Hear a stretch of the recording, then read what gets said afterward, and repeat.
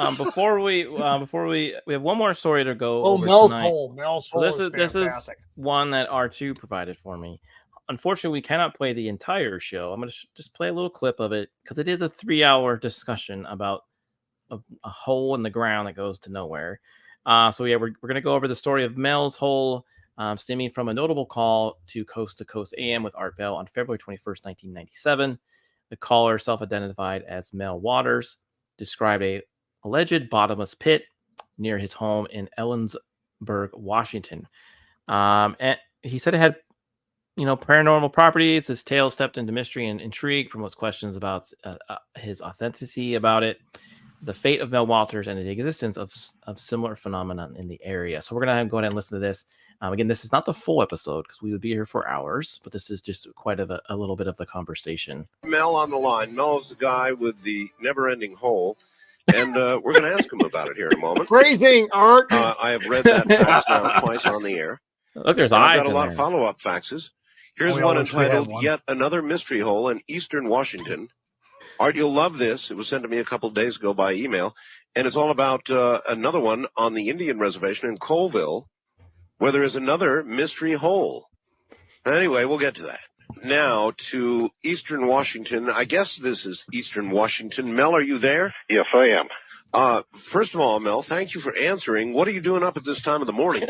Well, after I sent the fax, I'm living in town here now because we had a couple of our buildings out there cave in after the big snows that we had out here last month. Oh, yes. And so thereby goes some of the construction debris into the hole. So, all right. When did you discover this hole? Well, the hole has always been there. We've been out there for a couple of years now, and the hole has been there since we've been there. It's been there since the previous owner was there, and the previous owner there was quite elderly, and I'd say he was there for a good 30, 40 years before we moved in. Wow. And then and so there's been a thing of throwing stuff down this hole for a long time. It's been going on, for as long as the hole has been there, I assume. When nobody knows that, I guess. All right. How do you pronounce the name of your town? Manastash? Manastash. Manastash. Right. That's right. Thank you. Actually, I'm in, right now I'm in a little town called Ellensburg. Oh, I know Ellensburg. All right. You must know about a rodeo here then. Oh, sure. Okay. Well, so, we've been there for several years, and, we just take all of our, trash, rubbish, anything we have that we have to get rid of, we take it, throw it in the hole. Everyone's throwing their stuff in the hole. The people from around there throw all the stuff in the hole. I mean, it's this thing going on for a long time. Well, I got this thinking one day, how come this hole is not filling up? It must be an awfully deep hole. That's a good thing to consider, sure, as you throw stuff in it for decades, literally. And so, I used to be I would say pretty close to a professional shark fisherman. So I had a couple of huge fishing reels, went out there and started letting the line down. I figure after one... Did you weight the line? Oh, yeah. There's in fact, the original line is still down there. I've just been That's adding pretty to smart, the by line the way. and keeping track of how much line I have used. So I've not reeled it in. How much weight is on it? There's a 1 pound weight at the bottom of it. 1 pound weight, all 1 right. pound weight. It's a triangular 1 pound weight. Okay. And so that's at the bottom of it at first. So in other words, it would go down kind of like a plumb bob. Exactly. In fact, I have it rigged across the center of it there, and it goes straight down from the center there.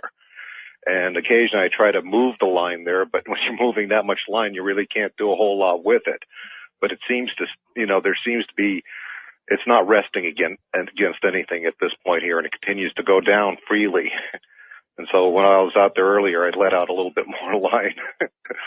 And so you actually went out there tonight after I read this? Yeah, exactly. Oh, man.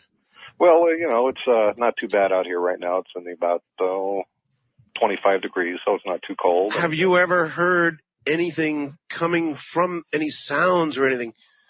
Well, the normal thing to do is kind of like yell into it there, to see an echo, and I've never heard an echo come out of that thing. No echo. At all.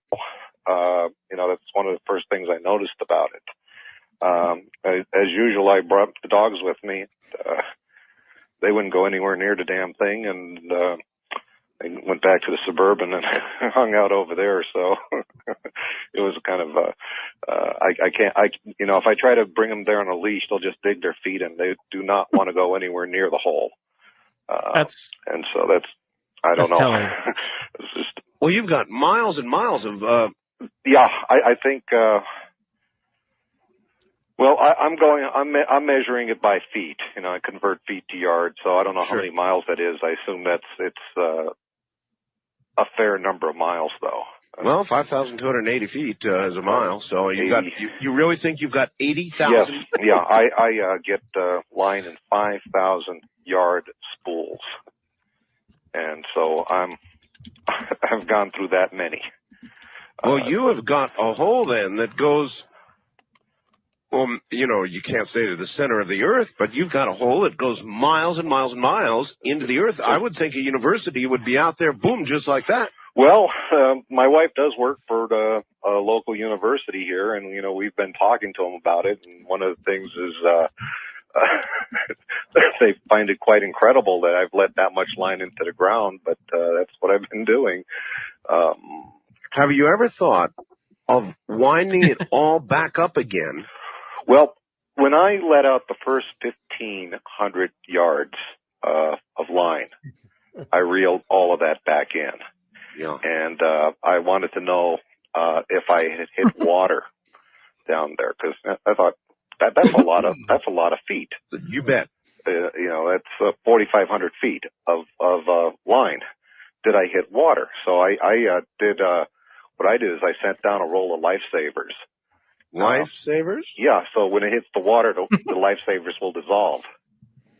That's true. Oh, I see. So very smart. So it's an old shark fisherman's trick there. We used to send our bait out on a balloon attached to a roll of lifesavers, and the bait would go out into the ocean on the tide. Yeah. And then eventually the lifesavers would melt, and the bait would fall to the bottom. You couldn't cast a big old mackerel out there that far. So that's amazing. So, what do you got any guesses? I don't. I have no idea. I thought it could have been a mine shaft, but the thing about it is the surface part of it's been very well cared for. I mean, someone built a very lovely wall around it. And all right, tell me about the nature of the side of the walls. In other words, you must be able to look down far enough, at least, to examine the side of the walls. Sure, it's stone for about 15 feet down. Yeah, and then after that, it's soil, dirt, and then further down rock. So, but I can only see to the extent of, really powerful flashlight. I brought halogen lights out there to try to get a better look down there, but the visibility really isn't there. You cannot see much after a while. But it's a retaining wall. I'd say it's about a 3.5 foot retaining wall, and it goes down about 15 feet, and then it's... Well, I'll tell you this much. No matter how powerful a light, and I was even thinking about a laser, when you're talking about 80,000 feet, forget it. No. Well, they should have some technology that can give me an idea of how deep this thing is. I mean, obviously, the old fishing line method is only going to go so far. What we need here is a volunteer. Real, I'm serious. Somebody who would be willing to be lowered into this hole. Well, I don't. To be honest with you, I don't even know if there's any air down that far. I mean, I wouldn't know about that either. Or what kind of pressures we're dealing with. These are things that are totally beyond my grasp in terms of knowledge about these things. But do you own this property? It's our property, yeah. How long have you been working on this? Well, we've been out there for a couple of years. I said about 4 years now. But this project here with letting down the line, that's only been since last summer here. And it was just, I said, well, how come this thing isn't filling up? That one gave me kind of shivers. Like, it reminded me. All I'm saying is just listen to that with no visual cues whatsoever. Just close your eyes and tell me what you hear. Holes. I think Roman should volunteer. I think he should. I'm go down in. there. I'll do it. I'll go down. I that's thought you fine. were going to say Roman should write a book, How to Fill a Hole. Oh, That's not good. That's not healthy. That's Olive Garden breadsticks. Bottomless hole needs endless breadsticks. Death Row, you mentioned a show called Outer Range. I do remember that show. I watched the first season of it. That's about a guy who discovers season 2 is done now. Season 2 is done. Where he jumped through that hole and he like went back in time, or it was like a time portal. It was a time change device. I wonder if that show was inspired by this conversation. It seems like a lot of stuff has been inspired by show wise and movie wise. Something that was heard on Art Bell's show. It's too much of a coincidence. Yeah, that they would make this. Yeah, because he was a rancher in the show, and then he would throw stuff down there, and he didn't know where it went. Yeah, it would just go away. Mm-hmm. Yeah. Little did he know it was like landing like around his. Yeah, and that's Josh ranch. Brolin. The cast on that show is very good. Yeah, it's not like a throwaway sci-fi show. It's a really good show. I think it's on Amazon. It's on Amazon. It's very low key though. It's not like crazy excitement kind of stuff.